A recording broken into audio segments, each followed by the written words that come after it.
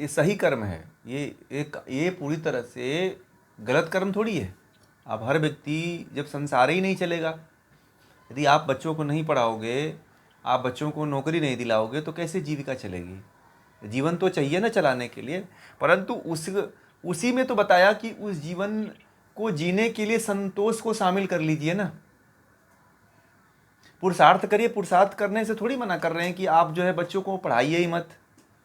परंतु आप जो है, जैसे कि मान लीजिए कि आप बच्चों को पढ़ा रहे हो तो संतोष होना चाहिए आपको भी। आप 100% बच्चों में दीजिए, है ना। बच्चों को बहुत अच्छी तरह से पढ़ाइए और पढ़ाने के बाद उसमें संतोष रखिए ना। कम पढ़ाते हैं और लालच ज़्यादा रखते हैं तो आपको जो है क्या होगा?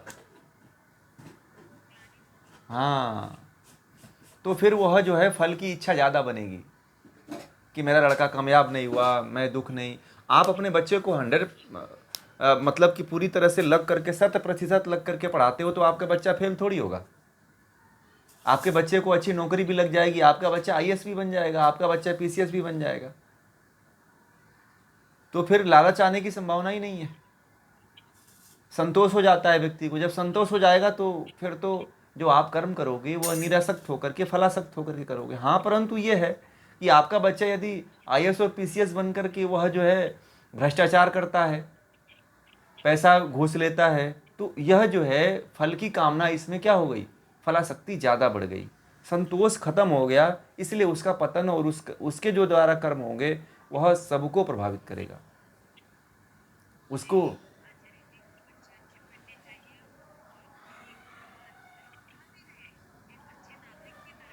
हाँ, यही यही यह गुण यदि आप सिखाते हो तो सबसे अच्छी बात है। परंतु यदि उसके अंदर यह भावना आ जाती है, संतोष की भावना चली जाती है, तो वह व्यक्ति जो है फिर गलत कार्य करना शुरू कर देता है। फल की इच्छा ज़्यादा बन जाती है कि मुझे चलो इसका काम करवा दूंगा तो मुझे 5 लाख मिल जाएगा, ठीक है। तो फल की इच्छा बढ़ी ना, यहाँ पे क्या बढ़ा? लालच बढ़ा, संतुष्टि नहीं बढ़ी ना। अब सरकार उसको जो 1.5 लाख 2 लाख दे रही है उसमें संतुष्ट नहीं है वो, ठीक है। वो उसमें संतुष्टि यदि रहता तो फल की इच्छा ज़्यादा नहीं बनती, तो फिर वो गलत कार्य नहीं करता। तो समस्या यही है जो आपने प्रश्न किया। बहुत अच्छा है कि आपको सबको कर्म करना है, ऐसा नहीं कि आपको कर्म छोड़ देना है। कर्म छोड़ने की बात तो कोई नहीं करता है, आप कर्म छोड़ के करोगे क्या फिर?